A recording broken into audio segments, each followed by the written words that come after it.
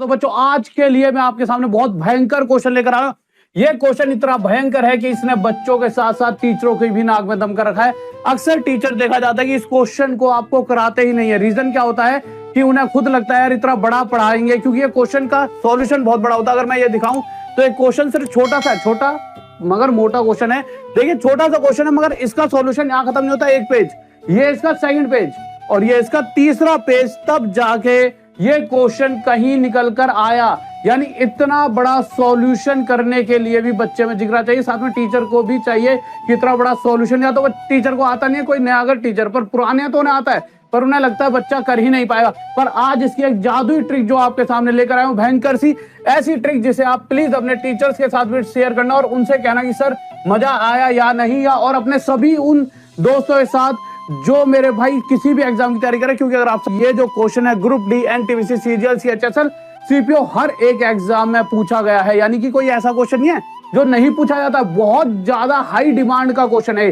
तो देखते हैं क्वेश्चन कैसे विद इन सेकंड सोल्व हो सकता है। एक बहुत जरूरी बात जो मैं आप सभी ग्रुप डी वाले बच्चों से करने वाला हूं, अगर आप ये सोचते हो कि ग्रुप डी का एग्जाम निकालना बहुत आसान है, तो देखिए आप बिल्कुल गलत सोच रहे हो। अगर आप देखोगे पिछले पेपर उठाकर अलजेब्रा, ट्रिग्नोमेट्री, ज्योमेट्री, मेंसुरेशन और नंबर सिस्टम और साथ ही साथ अर्थमेटिक से भी बहुत पेचीदा क्वेश्चन पूछे गए थे। और अगर आपको 100% सिलेक्शन चाहिए तो आपके लिए ट्रिग्नोमेट्री, ज्योमेट्री, मेंसुरेशन, अलजेब्रा इस पे बहुत अच्छी पकड़ होनी चाहिए और साथ ही साथ अर्थमेटिक के पेचीदा क्वेश्चंस भी आने चाहिए। तो ये सभी क्वेश्चंस को लेकर मैं एक दिन में एक चैप्टर खत्म कराने वाला हूं टॉप तक ऐप पर। और यह बहुत ही प्यारा सा क्रैश कोर्स है, एक तरह से फ्री के रूप में है, 399 रुपए में ही है, सिर्फ 399 रुपए में। तो अभी जाकर टॉप तक ऐप पर जुड़िए, क्योंकि शायद पहली क्लास आज ही हो, तो जल्दी से जाइए और हर क्लास को पढ़ते चलिए और अपना सिलेक्शन पूरा कीजिए। तो आज ही डाउनलोड करें टॉप तक ऐप और अपने सपने।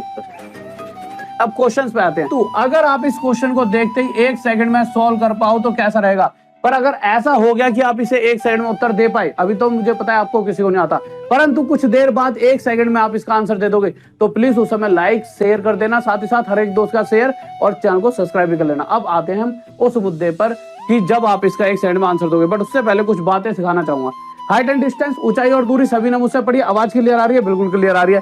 तो आपको एक फिगर समझाई थी मैंने कि जब ये एंगल 30 डिग्री का हो और इसका आधा यहाँ पर लिख दिया जाए, जैसे कि यहाँ पे 15 डिग्री लिखा है, तो उस केस में 30 डिग्री के सामने वाली साइड हमेशा 1 होती है, यहाँ से लेके यहाँ तक का हिस्सा √3 और ये हिस्सा 2 होता है। ये सभी ने पढ़ा हुआ है, कम से कम 40 से 50 बार आज तक मैं इस चीज को पढ़ा चुका हूँ। अब मुझे एक चीज बताइए, अगर मैं इस हिस्से को यहाँ से गायब कर देता हूँ, ध्यान से देखेंगे यानी इस लाइन को, तो आप देख रहे होंगे कि इस एंगल की बात करूं सिर्फ, अब यहाँ पे 15 डिग्री है, यानी ये फिगर इस तरह दिख रही होगी।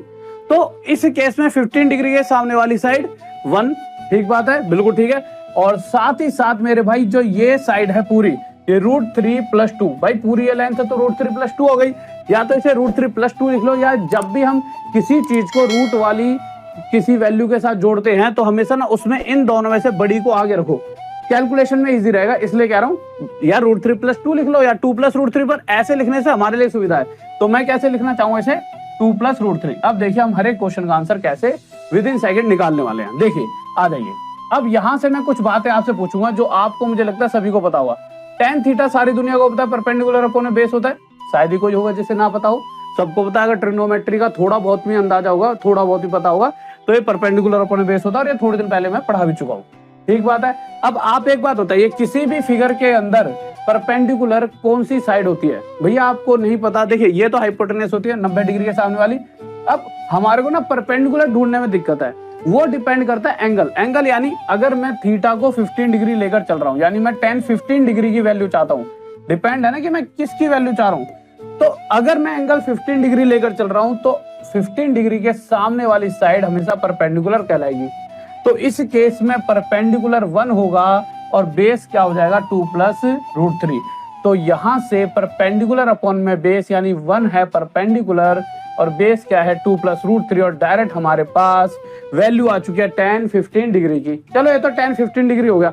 अगर गलती से वो आपसे tan 75 पूछ लेता है, जो कि बहुत ज्यादा पूछा जाता है, तो कैसे पता लगाओगे? और मैं ये बता रहा हूँ, ये चीज आज तक कहीं नहीं बताई गई है जो आज मैं आपको यहाँ बता रहा हूँ। और जिसको भी शेयर कर दोगे ना, वो आपको लव यू ना कह दे, तो कहना चाहे वो लड़का हो चाहे लड़की। तो भैया मोहब्बत भी अगर आपको इजहार कराना है तो ये क्वेश्चन आपके लिए बहुत कारगर होगा। तो देखिए आपसे पूछा गया tan 75, अब कैसे निकाले भाई? अब तो दिक्कत होगी, यहाँ तो 15 तो लिखा है, तो कोई दिक्कत थोड़ी है। ये 90 ये 15, तो ये कितना आ जाएगा 75, क्योंकि तीनों का टोटल 180। अब मुद्दा क्या है, अभी हमें tan 75 चाहिए और मुझे पता है tan theta perpendicular upon base होता है, यानी कि परपेंडिकुलर अपॉन बेस के केस में हमारे को P ऊपर रखना है। पर अब परपेंडिकुलर यानी लंब बदल जाएगा, क्योंकि एंगल के सामने वाली, अगर हम 75 एंगल लेकर चल रहे हैं तो इसके सामने वाली क्या होगी, परपेंडिकुलर, यानी अब ये है परपेंडिकुलर। तो परपेंडिकुलर है 2 + √3 और इस समय बेस क्या है हमारे लिए 1। तो मेरे भाई ये डायरेक्ट आंसर आ गया कि 1075 2 + √3। इसके लिए भाई साहब इतनी बड़ी आपकी रामायण लिख दी गई है बुकों में कि बालक परेशान हो जाए, डायरेक्ट इस चीजों को बताया नहीं गया। क्यों? किसी को पता ही नहीं था आज तक, अब ये पहली बार इजाद मैंने कर दिया है। अच्छा एक बात और, जब भी इस फॉर्मेट में कोई चीज लिखी होती है, जैसे 2 + √3 लिखा है, जब इसे ऊपर ले जाएंगे तो प्लस की जगह क्या लग जाया करता है मेरे भाई, माइनस। क्यों? क्योंकि इसका स्क्वायर 4, इसका स्क्वायर 3, अंतर 1 है। तो ऐसा होता है, जब भी अंतर 1 होता है तो ऊपर ले आते वक्त साइन चेंज हो जाता है। अब क्वेश्चन देख लेते हैं। पहला क्वेश्चन ये था, 1075 पूछा गया, कौन बता सकता है कितनी जल्दी? आप कह रहे हैं गुरुजी ये तो बच्चों वाला क्वेश्चन है, 1075 क्या है? कुछ नहीं है मेरे भाई, बस हमें पता है भैया 1075 के सामने वाली साइड 2 + √3 है, ठीक है, अपॉन में बेस 1, तो 1075 2 + √3 आपका उत्तर आ गया। अब आप कहोगे अरे यार इतनी आसानी से क्वेश्चन हो सकते थे। चलो उस क्वेश्चन पर भी आते हैं जिसने आपकी नाक में दम कर रखा था, ये वाला क्वेश्चन, ठीक है।